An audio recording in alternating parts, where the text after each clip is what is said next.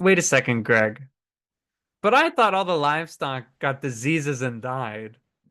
But now there's more livestock that are going to get killed by hail. Yes. So And wait a they, and second. they, This is a discrepancy. This is a contradiction. there's something that doesn't add up here, right? So Yeah. Ladies and gentlemen, welcome back to Questions and Almost Answers, the Bible podcast where we take some difficult questions and we give them our best shot based on what the Bible says. And I'm very excited to get into today's topic. I am Matt, and this is Greg. We are the little and big pastors of Hampton Baptist Church. And today, I would say this topic is fairly touchy. I mm, think sometimes it's one that we can want to flee from. Um, but before I go right into it, Greg, I thought maybe sometimes we need to have a little bit more fun on this podcast. And before we talk about the topic, I just wanted to mention, I noticed that you're wearing what is that, is that a Toronto Raptors sweater Toronto today? Raptors, yes, yeah. Is there a game happening, or is this just your choice for today? It's just my choice for today, but maybe it's just supporting Canada. Maybe there's some stuff Yep. going on that Yeah. maybe I'm making a All statement. I have no idea. I don't know if I have a Canadian shirt, but I can draw a little maple leaf on a cue card and I can There you tape it go. to myself to prove my patriotism. But I'm really interested about our topic today, Greg. What do we have listed? So we are looking at contradictions in the Bible. Are they legit? Are they real? Are there errors in the Bible, or is it completely idyllic and perfect without fault? Mm, Um, that's and just tough. right off the top of my head, I Yeah. think probably no matter what perspective you're coming into this conversation with, um, I might challenge you, and that would be my intent. If you have this idea that the books that are in the Bible are magical, that God just like told every single human author exactly what to say, and when they were writing, it's like don't use that word, use this one Mm, instead.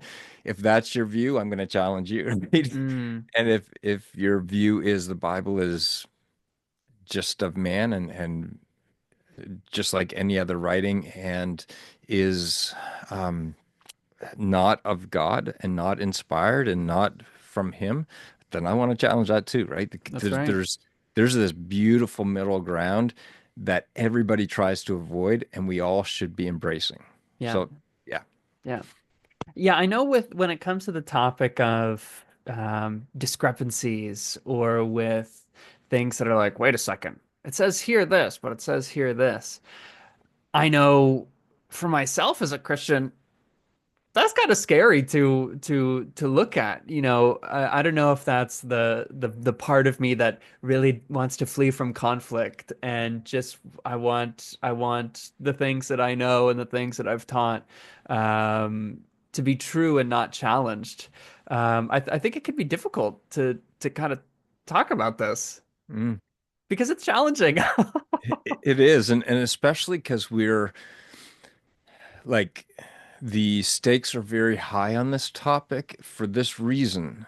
We're Mm, often uh, told repeatedly and repeatedly that the Bible is without error, mm, and I I agree with that in its proper context, right? mm. But when we continually say it's without error, it's without error, it's without error, um, then if somebody points out an error, right? Right, everything falls Then all of a apart sudden, and what happens to your entire faith? And yeah, first of all, just to be really clear, if you're watching this and you're not coming from a Christian background, or if you are from a Christian background, I want you to understand what a Christian even is, that right. we put our faith in Jesus, his death, burial, and resurrection. We don't, our faith is not dependent on an error-free book. Book.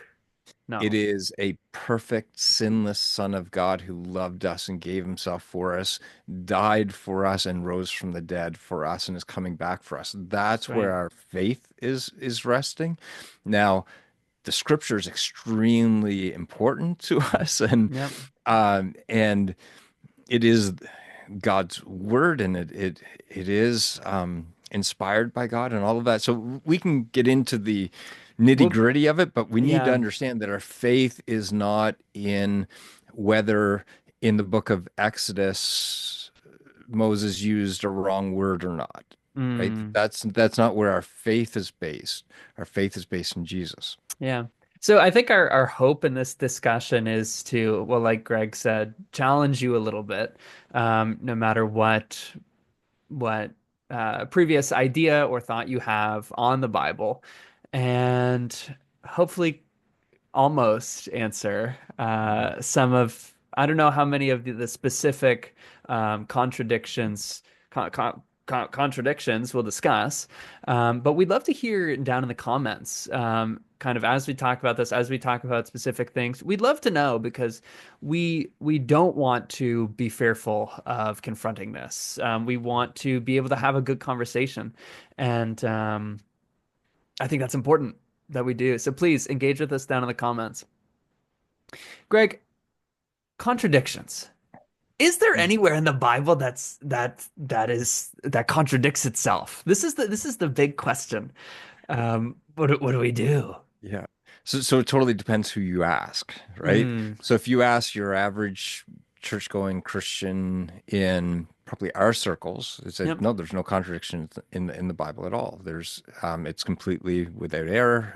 Usually we add in the originals, but yep. that's our we got a special word. It's inerrant. It's the inerrant word of God. Um, so that's that's an answer that you get. If you were to talk to somebody who is not a believer, they would tell you oftentimes it is full of errors, Mm, and it is full of contradictions. And these two sides don't talk well together, no, right? no. Right? There's not often a conversation where they think, you know what, let's put aside our differences and actually work that out. Exactly. It's Which is so what we want to do. We want right. to try. So there are certain passages that people in this camp that aren't believers, especially those that are against belief in Jesus or belief in God, there's certain passages of the Bible that they can like quote to you. Mm, They know those passages.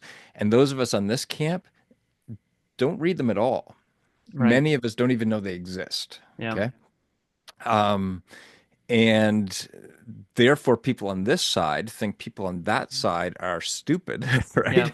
How do you read your own book and not see these obvious, Yeah. glaring things, right? And people on this side think these people are ignorant and faithless and have missed the point entirely. And so we like throw There's just a darts at back each and forth and nothing actual profitable is happening. right. And both sides have believed the same lie, the same Mm. error. Oh, fascinating. So this side believes that the Bible is like dictated from God and wiped away our humanness, right? That Mm. God just gave his word and these human authors, they're like in a trance almost. They're just Mm. brought along for the ride. And none of their personality, none of their flaws came through. It's just all of God. And Mm. these people think the same thing. Like they think that Right. that's what the Bible claims. And so therefore they are reading the Bible from that lens and saying, hold it now. There is a description of a bowl in the tabernacle, and the dimensions, if you do the math, don't add up. Right. So if it's really from God, Then then shouldn't it make sense? shouldn't yeah, Yeah. they got pi wrong, right? Yeah. Instead of 3.14, it's 3, right? Yeah.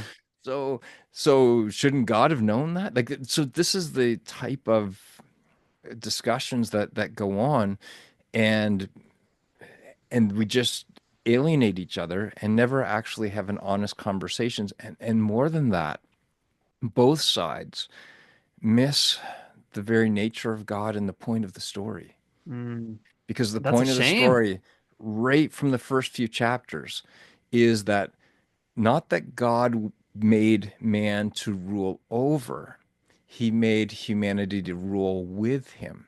Mm. That the whole story is about God, perfect, infinite God, and frail humans reign together, and neither side is compromised.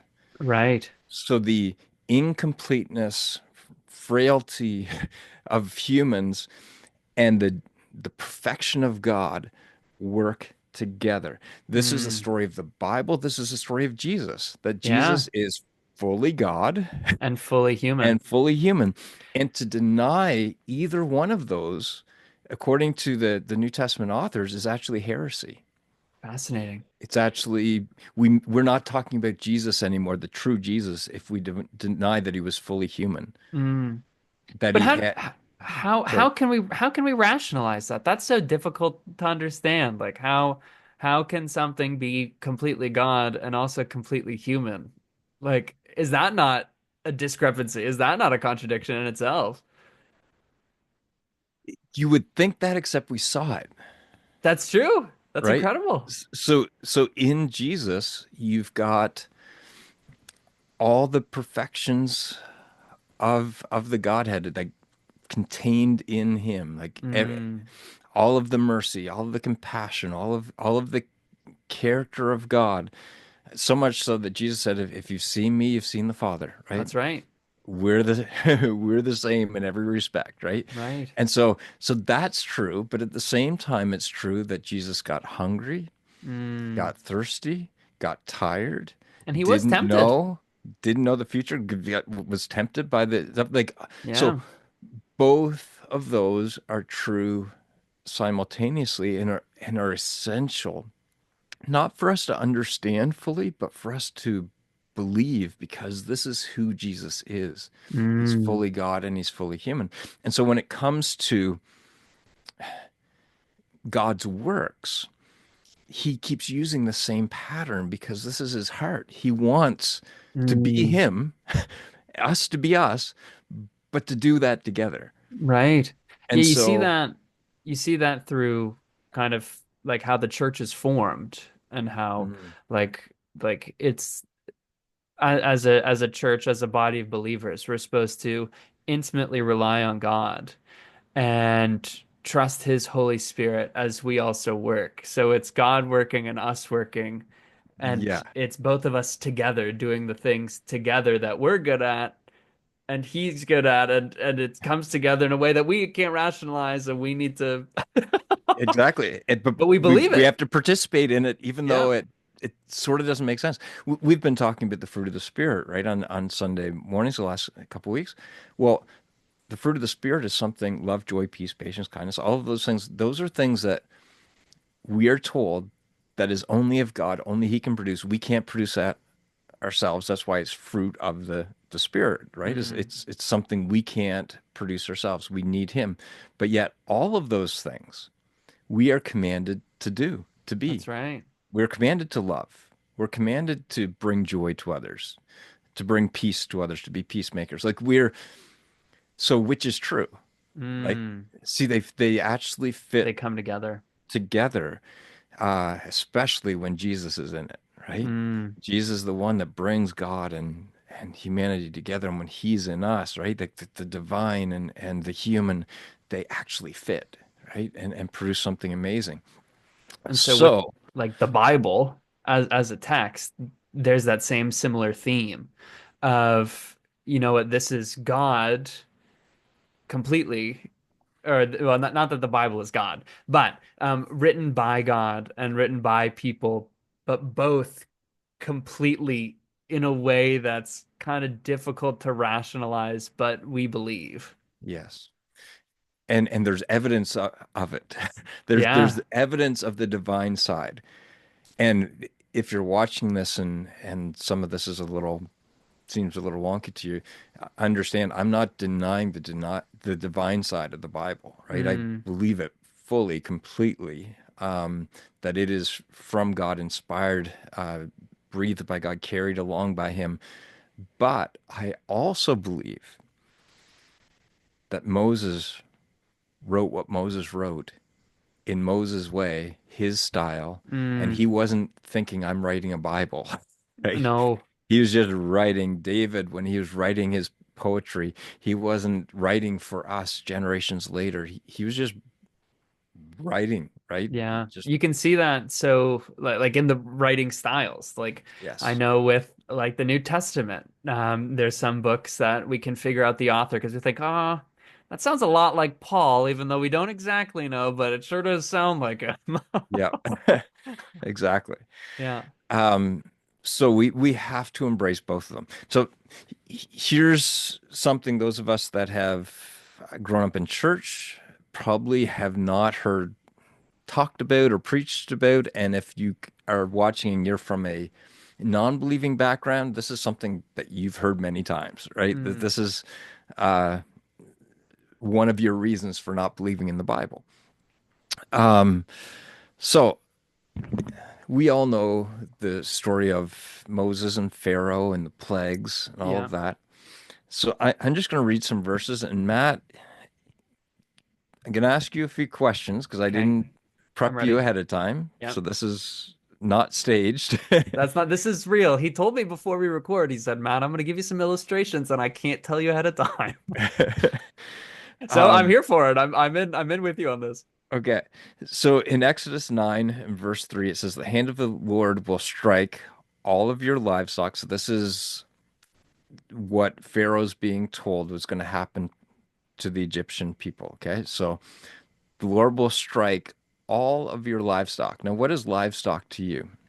To me, livestock would be like your, say you have a farm and on your farm you have wheat and animals. I would imagine livestock as like the things that you would produce, Right. like your farm animals and also your farm plants, like your grains and your corns. Okay. So the Hebrew word here has more to do with the animal side, right? Okay. So Yep. so here it's clarified, okay? So it says, I'll strike all of your livestock, your horses, your donkeys, camels, cattle, sheep, and goats with a deadly plague. Because is that pretty specific? Yeah. It says I'll strike your livestock, and then this is what livestock is. I'll Exactly. list And them. list them, okay? Yeah. Um then uh goes on, I'll pick it up in verse 6. And the Lord did just as he had said. The next morning, all the livestock of the Egyptians died.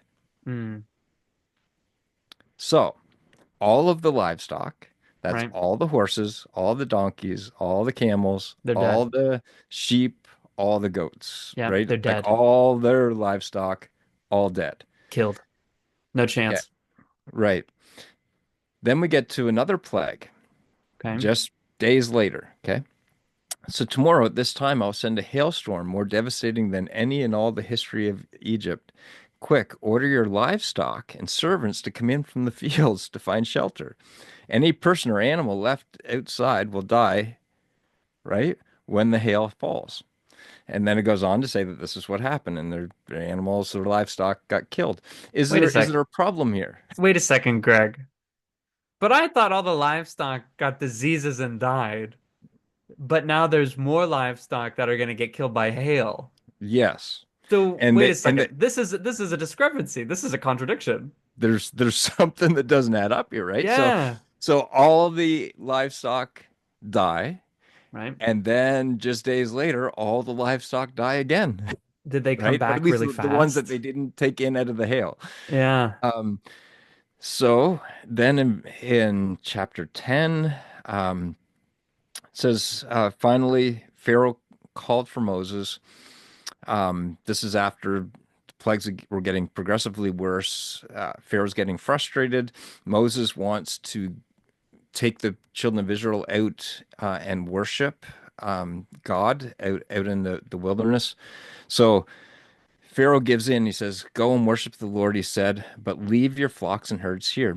You may even take your little ones with you. No, Moses said, you must provide us with animals for sacrifice and burn offerings to the Lord. So Moses is saying, no, we're going to go and we're not going to use our livestock as Right. sacrifices. We're not going to use our sheep and our goats. We're going to use your sheep and your goats.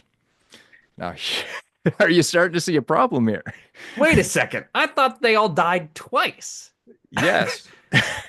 But yet he's That's still kind of demanding. diabolical for Moses to say, we're actually going to use your livestock. Oh, wait, they're all dead. Yeah.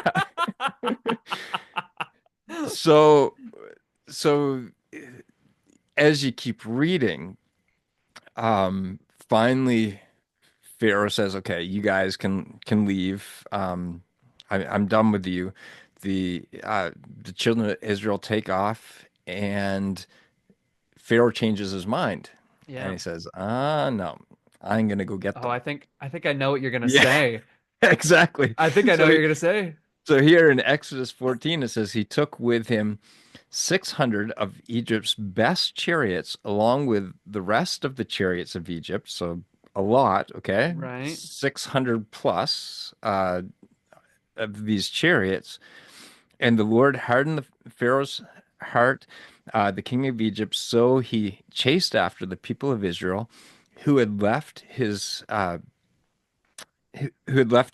fist raised in defiance. The Egyptians chased after them with all the forces in Pharaoh's army, all his horses and chariots. Okay. Greg, I got a question. Yes, what's the question? This is my question. So their livestock died once. Their Include which livestock specifically called out the horses. specifically called out the horses, Hmm. died of a disease. Then hail came. Number two, they died a second time. Then Moses said that they were going to take their livestock to use as Hmm. sacrifices. And then they leave, and then somehow Pharaoh has horses to be able to chase them in chariots after. Yes. The story of Moses is a story I've heard hundreds of times. And there's this glaring issue that seems to be Mhm. there. So, What do we make of this? well, see, people on this side who believe the Bible is a magic book that was dictated by God will come up with the strangest explanations for this. Hmm. Um, they will try to argue that this Hebrew word doesn't mean this, that maybe the horses were kept in separate fields, and so it only applied to ones in this fields, but not in Hmm. if they were in a barn, they didn't die. If they were, you know what I mean? Like they Right. use all of these weird, wacky explanations, which kind of calm people who already believe. It's like, oh yeah, maybe that's a little weird, but maybe, right? And so the people who already believe are like, yeah, okay, okay. And the people on this side are thinking, what in the world's wrong with you? Like it Hmm. says right there, they all died, That's they all hard. died, they all died, and then they're back, right? Yeah. How Yeah. does this work? And the way it works is that God worked through human authors telling stories the way humans tell stories. Hmm. And part of our telling stories is not always getting all the details like perfect or even clarifying every detail. That is totally normal. Hmm. And God's goal was not to write a perfect book. His goal was to provide a perfect salvation. Yeah. And the book and the people that he used pointed directly to that perfect salvation, Hmm. right? But because God was using human authors, it would have the unique fingerprints of human authors, right? Right. Just like it does have the unique fingerprints of God on it, right? Like there are Yeah. prophecies that are given in scripture that are so precise that you Yeah. can't say a human came up with that one. Like it's just not No. like uh, naming rulers like hundreds of years before they were born. Like Cyrus, for example, naming him by name and That's saying what he was going to crazy. do before he was even born. Like that's That's that's insane. wild, right? That's the fingerprint of God. This is a divine book. But there's also the fingerprints of humanity, and it's Hmm. supposed to be there. And Moses is telling a great story, right? He's telling what happened in a dramatic way, but he's not trying to be precise, Hmm. right? I'll give you an illustration of this. I was actually just talking to a friend of mine about the ice storm back in, I think it was 98. Okay. Uh, what year were you born, Matt? 2001. Okay, so it's just just before you were born. Just a It hair, was, yeah. and so in New Brunswick, like the power was out for days, Mm. and our particular road that Sandy and I lived on, Rosedale Avenue, um, we watched the power going out, like we were watching the transformers blow up. It was like Oh, fireworks, right? We're kind of yikes. up on a bit of a hill, so we're watching these flashes going off, and on our little narrow street that's just wide enough for one car to go up and down, um, the power stayed on. Okay, Wow. so did I just lie to you, Matt? You remember I said that the power in all Oh, New Brunswick all New Brunswick was was out, gone, but right? there was a patch. Matter So, of fact, there were many patches, honestly, like, but we were one of the little patches. Like, if you were to get really technical and say how oh, many people actually lost their power, like, you could call me a liar, right? oh, I didn't even recognize. Like Right, that went right over my head because right. to me, I But just it's thought, just oh, normal. It's just yeah, normal storytelling. yeah, When we tell stories, we don't try to be absolutely precise. We mm, try to tell it in a dramatic way that gets the point across. Now, the reality is, in that ice storm, there were people, there were places that were out for weeks, had yeah, no power. That is true, but there were also people that were totally fine taking showers and cooking right, food, and they were fine. When I said that, I was in no way being deceptive, mm, but I was showing my humanity. yeah. Oh, And that's fascinating. right? And so of course Moses telling the story, he wants to get across it that this was destructive. This was Mm, gut-wrenching to the Egyptian people. So he's saying all the livestock, right? mm. And then another one, yeah, all the livestock. Like yep, go ahead. Well, I was thinking, there's a similar kind of theme when it comes to like in the wilderness when the Israelites are going, when they're moving around, they go up against a lot of different groups of people. Mm. And it could say, oh, okay, so I don't know what's one, the Ammonites, they go against the Ammonites and there was a war and all the Ammonites are wiped out. And then And in the then next chapter, they're back. yeah, exactly. Yeah, and what they're getting as it was a decisive victory, right? But Yeah, they're exaggerating, yeah, right? They're telling stories. These are storytelling cultures, storytelling people, and they knew how to tell a story. Does that mean the stories weren't true? Absolutely, they were true. But you mm, have to understand the truth the way they're telling it, right? right. And their mindset and the way and so technically, if you want to go through the Bible and judge it as if it's a legal document, Mm, you will find errors all over the place, right? right. Y- But but is that what it's meant to be? It's not a legal document. It's No, supposed to right? be a book that leads to Christ, to Jesus. Right. And it is ultimately a story. Right. It's the story of Jesus. And it's telling details. Now, God is totally able to be precise in moments, and he is. And Jesus got into this when he was having a discussion with the religious leaders that were trying to trip him up. And then he asked them a question about who's like, uh, is the Messiah David's son, right? And Mm. I don't know if you remember that whole dialogue there, but I in don't think I remember it. yeah, so basically it was they've been trying to the religious leaders have been trying to trip Jesus up. And Mm. so Jesus turns the table on them and asks them a question that they can't answer. Mm.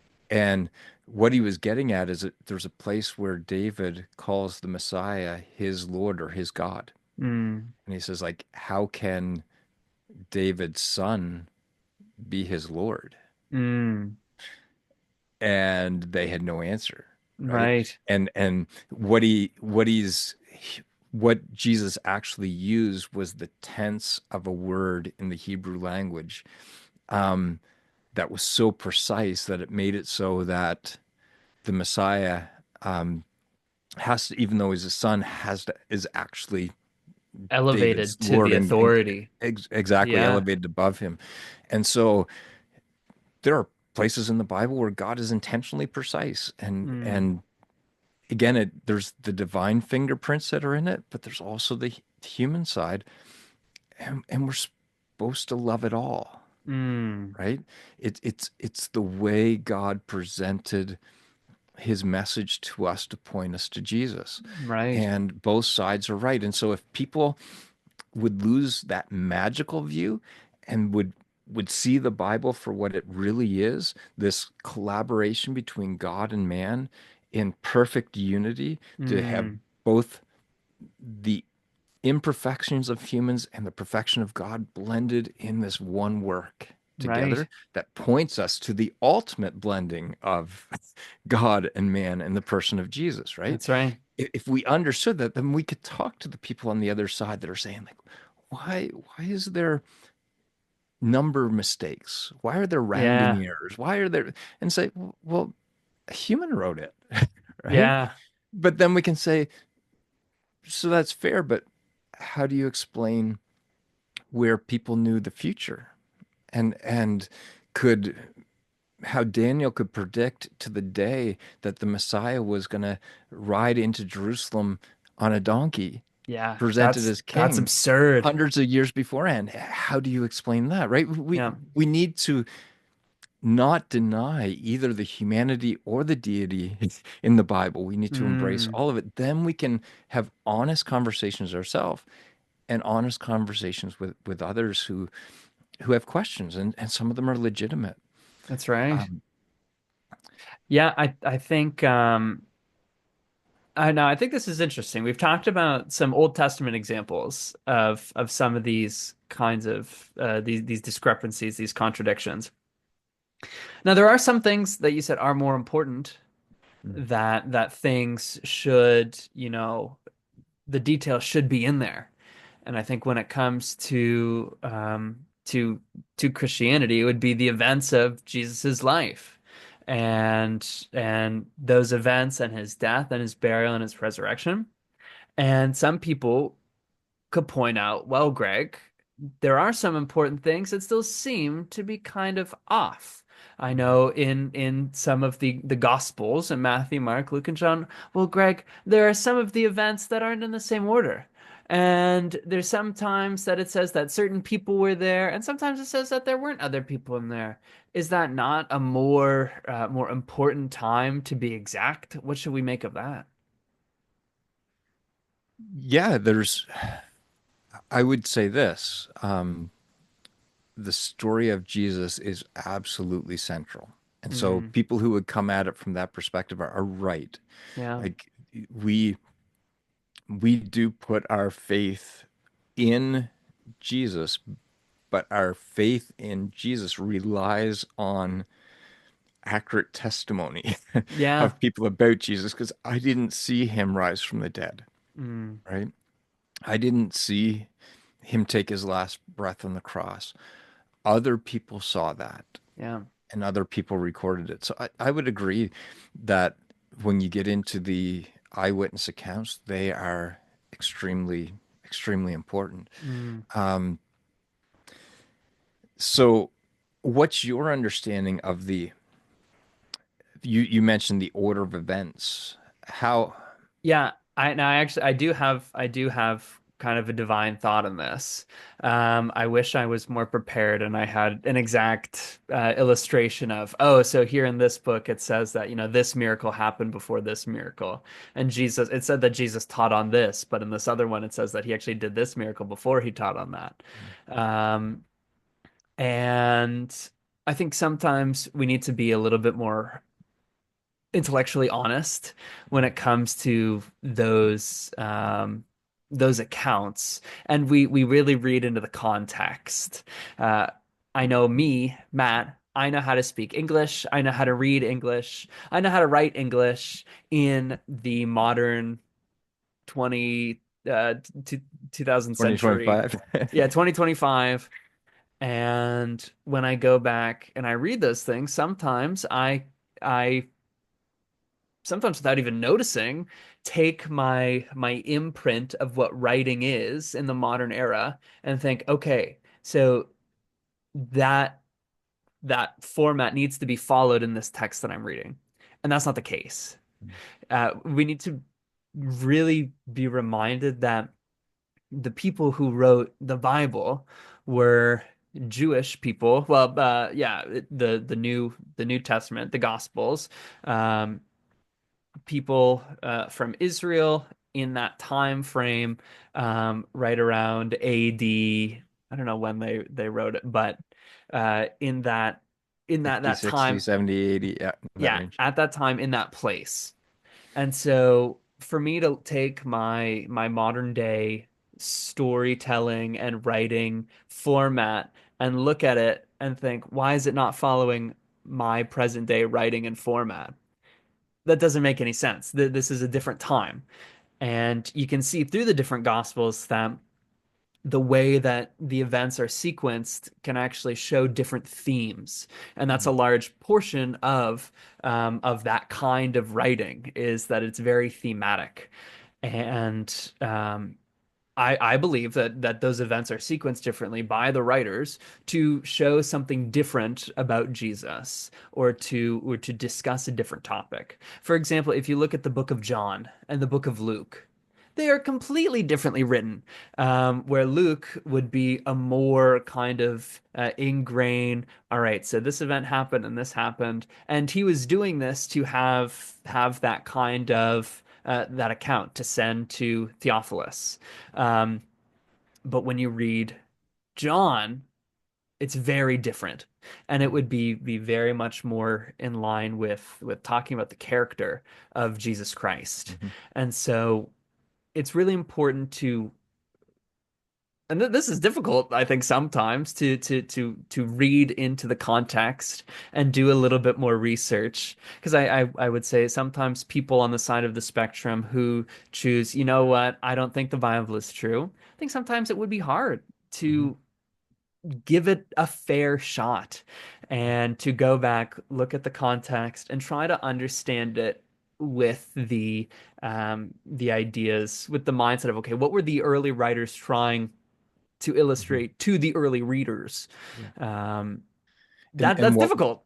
right, and what was considered honest, truthful writing then? Yeah. Not now, but then. And a word that you said that I think is really important is thematic. Like thematic order was more significant than chronological order to them. Yeah. So as they're telling the story, it was not being deceptive Mm, to work the order of events. So when it says in a passage like after these things, Jesus went here, right? mm, Um, they are thematically connected. yeah. Not necessarily. Sometimes they work chronologically as well, but sometimes it was just what was happening here in the story, right?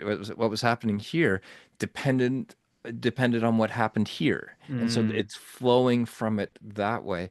yeah. And did the events all actually happen? Of Absolutely, right? course. They all talked about it. Like the events are Exactly. all They're talked all about. telling the Yeah. same story, but they're all telling the same story in a different way Mm, to to make different points with the actual events that took place. that's right. And and that was completely acceptable and okay. Yeah. And again, it shows the humanness, It does. right? These were human authors that wrote these stories and these eyewitness accounts the way people wrote then because that's Mm. the way their brains worked, right? Yeah, So people aren't the for same. They can write them in different themes and they can take different things from events that happen. I know yeah, if I was alive during the ice storm, I would maybe look at it different and I say, okay, well not all of New Brunswick got taken out. Like I would say maybe only half of it. Or this is what right, I saw from my perspective of it. exactly. And we're all telling The same the same thing, and we're not story. we're not being dishonest with each other. Right. And I know I've had conversations with people who struggle with some of the um, contradictory statements in the eyewitness accounts, and what I've found, and this wasn't a technique or anything, this just by being honest Mm, and saying, yeah, there are contradictions, was able to see people to come to faith, right? And it's mm, because,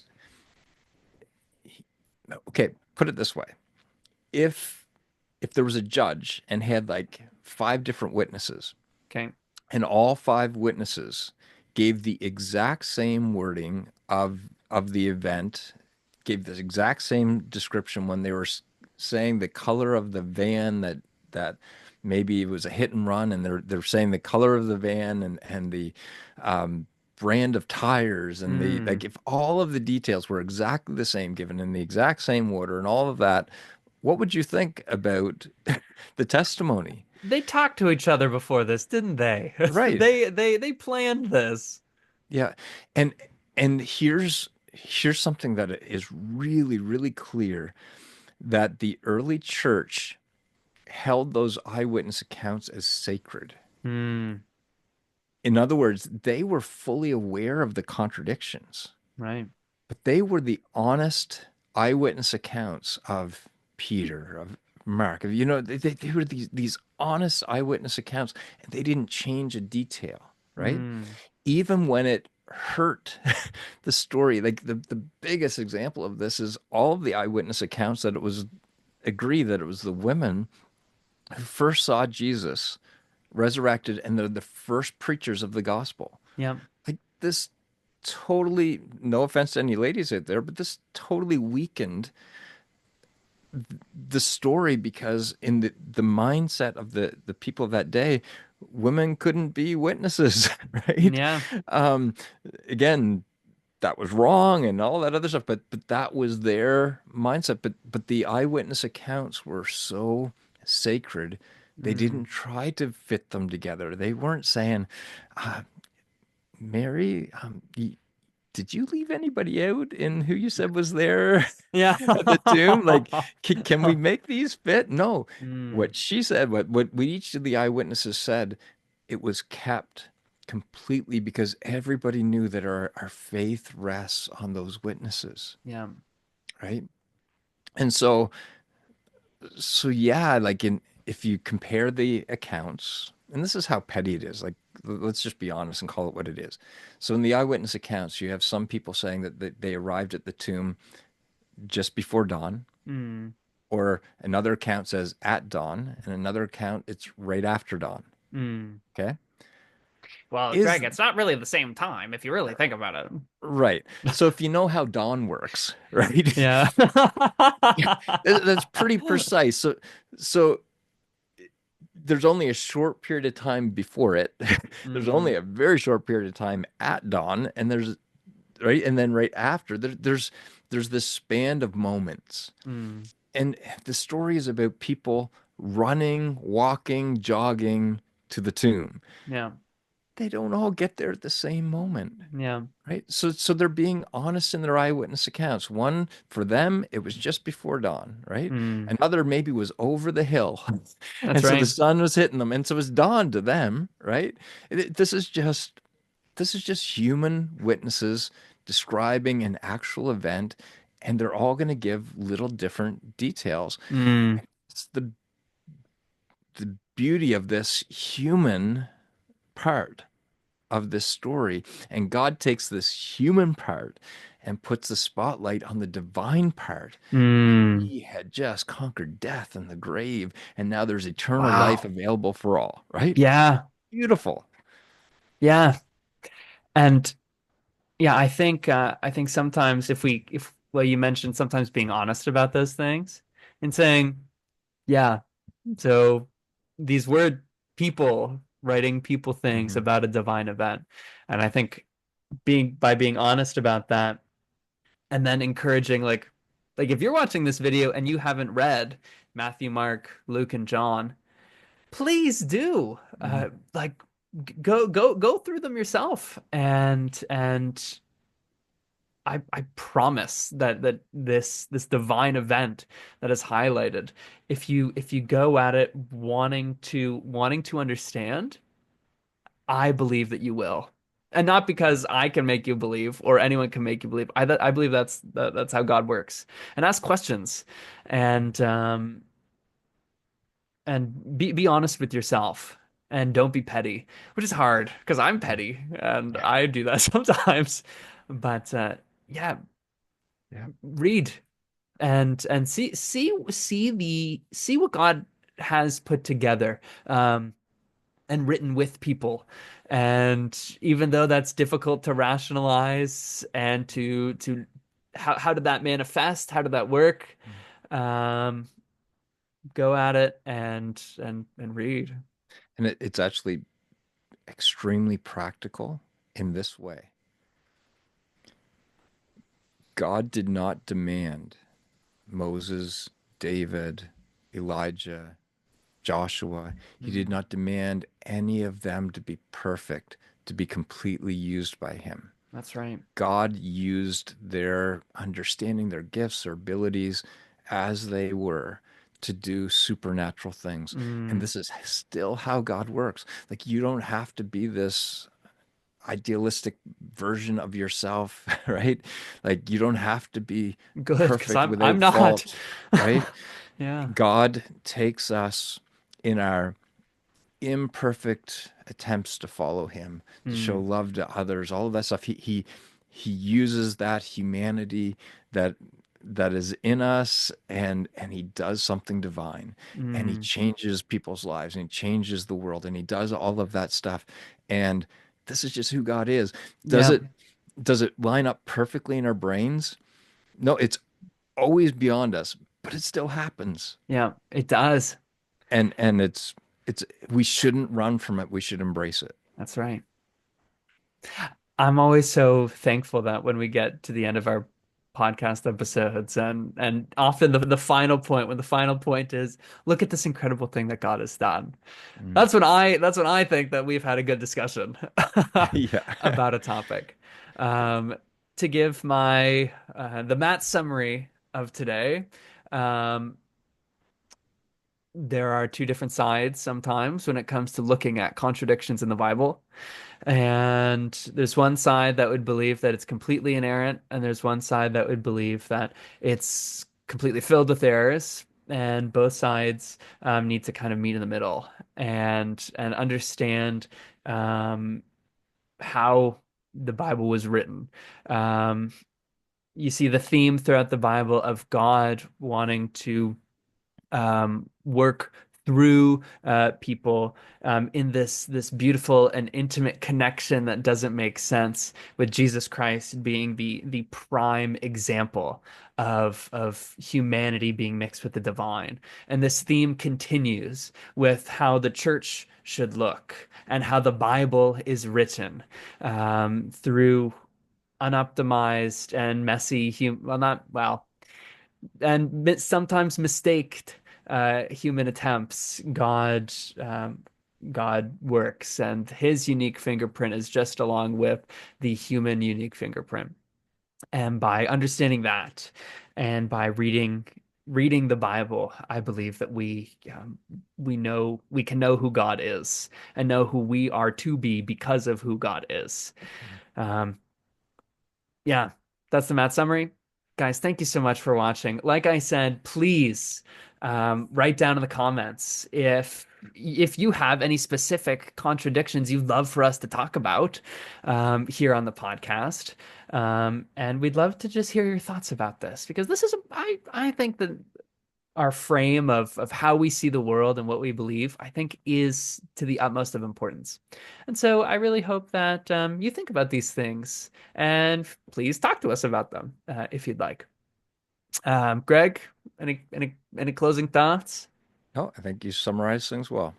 Guys, subscribe, hit that like button. We'll see you in the next one. Thanks so much for watching. Questions and almost answers.